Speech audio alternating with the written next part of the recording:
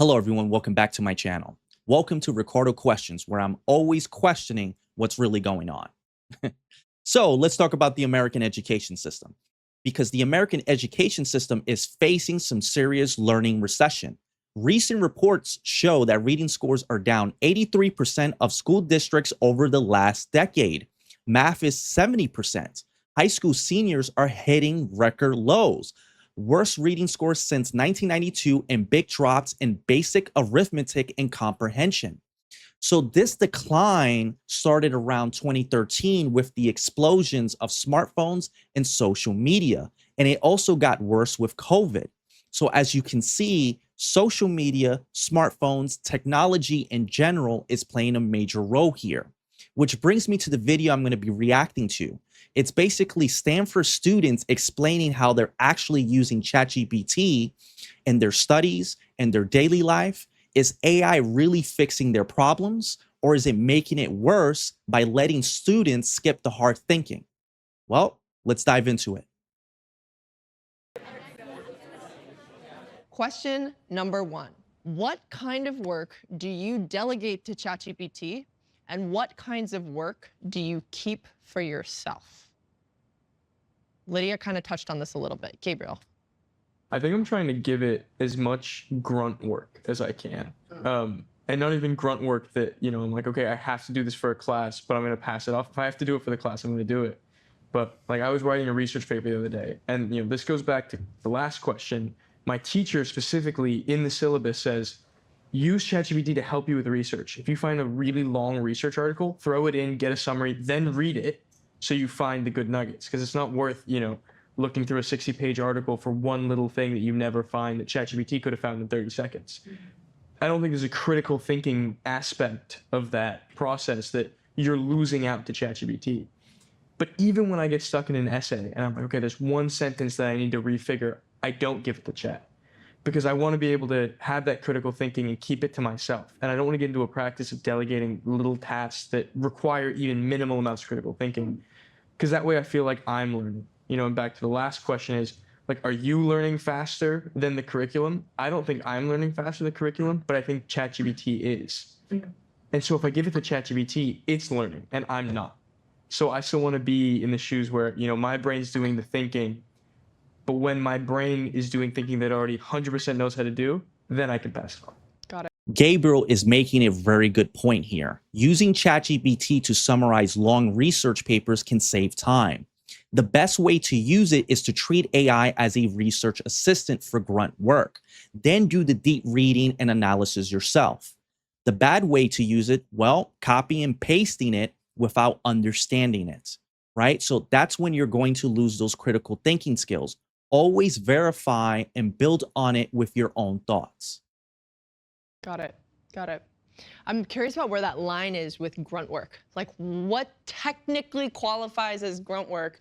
Like, does anyone else have anything to add to this idea of, like, where do you draw the line between something that, okay, fine, I'll just pass it off to ChatGPT, versus something that's like, no, I know it's a small sentence, but I'm going to push through this one. I'm going to figure it out on my own.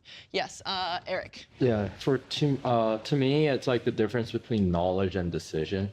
I keep the decisions to myself, but if I need like knowledge about something or information, I would ask ChatGPT for it.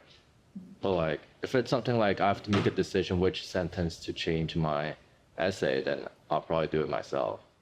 Actually, I independently came to the same opinion as Eric. But the framework I had it under was kind of like teaching, like using AI to teach you versus to. Yeah, the framework is really useful. So AI handle quick knowledge lookups, but keep the decision making and your own reasoning. Best practice for using ChatGPT properly is to use it to get unstuck and explore ideas. Then apply your own judgments. Avoid the trap of letting it make decisions for you, especially when you're trying to build real skills. This helps you learn faster instead of becoming dependent. Solve for you. So I think that there's a lot of cases where, like, even if there's like a problem that I didn't know how to do this problem, right? I don't know if it's like too bad to even just like say, how do you solve this problem or problems like this? That's like very close to the line, I think. But like that's another application. But also I think there's this other like kind of dichotomy that we weren't talking about, which is like meaningfully like consulting ChatGPT when you don't necessarily have a problem. So like kind of like, oh, you know, like the ChatGPT reflex, right? Like, oh, I have a question. Why don't I actually use ChatGPT now and like solve that instead of like I have a homework problem, now I have to decide, do I want to use ChatGPT or not? I think there's like this whole other use case that's like we maybe didn't talk about as much. I think throughout the day, like more and more, I've come to realize that there are like times that I can use ChatGPT to help me when, even though like it's not related to like a specific homework assignment or a task like a research paper I need to write, but just like a question, like a curiosity, or maybe even like, oh, I want to start journaling. Maybe I can use ChatGPT and like I'll just journal now because I can use ChatGPT. It's a good framework. Yeah, Aliana. I would say, I'm gonna be so honest, I don't know what work I keep that to myself because I feel like ChatGPT is taking over my life. But That's the I real. would say, Yeah, ChatGPT Reflex is something a lot of us have now. So it's great for sparking curiosity or journaling thoughts, but the smart way to use it is as a tool that pushes you to learn more to learn more efficiently. Ask it to explain concepts, then test yourself. The wrong way, well, reaching for it first instead of thinking for yourself independently. Okay, with social media and smartphones on the rise, is already hurting our attention spans, and we have to be intentional with these things. for example, if we go back to the topic of writing an essay, I would definitely keep the structure and inspiration from myself. Like, I'm gonna be the one providing what style, what thoughts, opinions I'm looking for in this essay. But like I'm gonna write him a draft, like write ChatGPT a draft for sure, but like rephrasing, polishing, and also elevating the style or these type of things, it's definitely something that I won't put that much time in. But it doesn't mean I'm just gonna give my professor a ChatGPT generated essay. I would still look at the essay to learn from its language, how was my draft different from the one ChatGPT gave it to me, and how were the language that ChatGPT wrote better than the one I wanted. So I sort of learn and adapt to the language it provides to me. But like what Eric says, I'm still making a decision of which one I want to use. But I do think I learned a lot from my conversations with Chat because like I realize that now I talk more professionally or use more words that are like AI generated, but in a way it really phrased my goals well or like phrased my purposes better. Does that make sense? Okay. You're providing. Yeah, Elena approach is balance, definitely for sure. It's one of the best ways to use AI. Bring your own structure and ideas, then let it help you polish and refine. You can learn a lot of how to rephrase things. Avoid just feeding it everything, right? Don't accept the output blindly, right? Let me repeat myself. And don't accept the output blindly. So always compare and improve your own work, and that turns AI into a learning accelerator rather than a crunch. Hopefully that makes sense.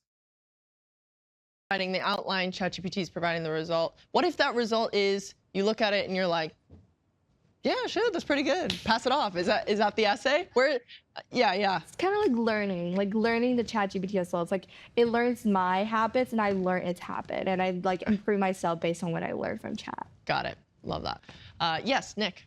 So, along the similar line, I say I want to keep as much of like academic work to myself as possible because these are skills that I would actually like to learn and like work through myself, because there might be a moment like in an interview or in a job where I might not have access to AI and I actually need to implement this myself. But for personal projects, it's really good for getting the ball rolling. It can like take you from 0 to 25 really easily if you give it like a bullet list of points that you want to do. And so I feel like that's like your own personal curiosity and like your own personal projects. That is the kind of work that I would want to delegate first, and then I can pick it up by myself. Totally. Has AI. Definitely, Nick is definitely right. Nick is right of keeping those core academic skills sharp. The proper way to utilize ChatGPT is for personal projects and inspiration while still doing the heavy lifting yourself. The bad habit is to avoid over-reliance, and it leaves you unprepared. And what really counts is to enhance your abilities and not replace the effort needed to grow. Hopefully that makes some sense there. Anyway, that's the end of the video, but definitely a very insightful video from the Stanford students. So these Stanford students are definitely trying to use AI in somewhat of a balanced way. But also we have to look at the bigger picture. And the bigger picture is that I believe that the education system today, both public schools and higher education, has real problems. It has been compromised in many ways. And one of the biggest issues is schools are not teaching students how to be true critical thinkers. When you're a critical thinker, you start questioning inconsistencies, false promises from the establishments, and also the mistakes and wrongdoings from elected officials, and even the issues from academia itself. And that's very powerful. But it seems like many systems aren't built to encourage that. And on top of that, the explosion of social media, the internet and technology has made everything easier, everything easier. But instead of using these tools to learn more quickly and efficiently, we often use them just to rely on them. And it's a combination of failing foundations, over reliance on tech shortcuts, and not building real thinking skills. Anyway, what do you think? Is AI like ChatGPT part of the solution for struggling schools? Or is it accelerating the problem? Well, let me know in the comments below. That's the end of the video. Always stay questioning, take care, and good luck out there.